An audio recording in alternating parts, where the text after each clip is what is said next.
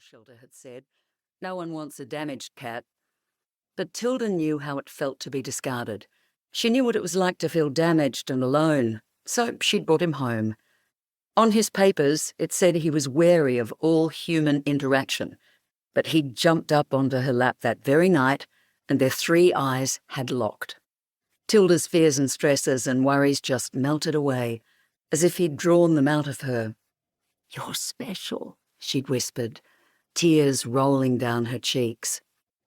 Pirate had curled up on her lap and fallen asleep, as if relieved that finally someone had seen him. Even now he calmed her. She wasn't tripping. The kombucha had been fine. Everything but her hand was normal. Then what? She mentally ran through her day so far, trying to remember the last time she'd looked at her hand. She'd used it to hit her alarm, get dressed, and then take Buddy for a run on the beach. He'd been the one running, not her. Tilda always joked that the only time she'd ever run was if something was chasing her. She'd used her hand to pat him, to clip and unclip his leash. It was an unusually cold day, even for late May, so she could remember rubbing her hands together for warmth while she let him bolt up and back down the beach. Then she'd returned home and searched for her keys behind the potted plant and opened her front door, letting Buddy bound past her down the hall. She'd potted around the kitchen, made a coffee, and then sat at her desk, taking a moment to savour the sun through the office window before turning her attention to her emails. "All that and I'd notice a finger missing, right?" Tilda said to Pirate, an edge of hysteria in her voice. Pirate couldn't answer that question, or didn't want to. Tilda held up her fist in front of her face and one by one unfurled her fingers. No blood, no sign of an injury, no pain. She wiggled her fingers. Her thumb, check. Her index finger, and then her rude finger, as Holly had called it when she was little. All good.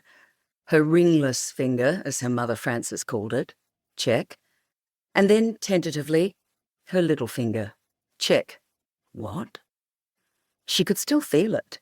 It was there. She hadn't lost her little finger. She just couldn't see it. Tilda pushed back her chair and stumbled through the house to the bathroom. She clutched the basin and peered into the mirror and searched her eyes. Wasn't it Susan Sontag who'd said, "Sanity is a cosy lie"? What if she was suffering a psychotic episode or mental breakdown but didn't realise it? Was she unhinged? Surely even asking that question ruled it out. Years ago, an old friend of hers from university had been certain the CIA was following him. It was this certainty that led to him spending time in a clinic.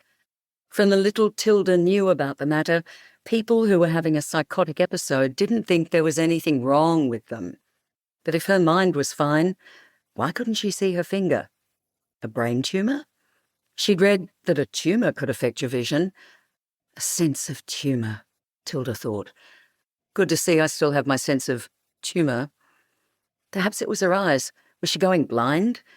She looked over at the wall above the toilet, at the framed print of a meditating monkey that Leith had given her. Underneath his serene image it said in small, ornate lettering, "Let that shit go." The fact that she could read the poster gave Tilda some comfort.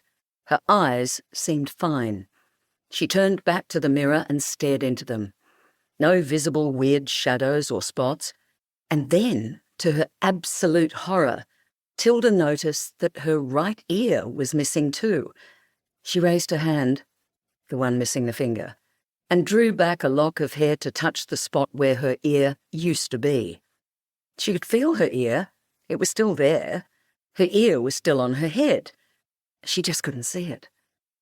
And with that, Tilda turned to the toilet and threw up. Chapter 2. The bathroom tiles were hot, as if hell itself were under her house. Tom had been worried about the cost of the underfloor heating, but she wanted the comfort. Now, as she lay on the floor for what felt like eternity, she was glad she'd won that fight. Tom wasn't around to worry about the cost anymore, and she really needed the comfort today. It was as if she was observing the experience, rather than having the experience. The first time she'd ever felt anything similar was when, at 13, she felt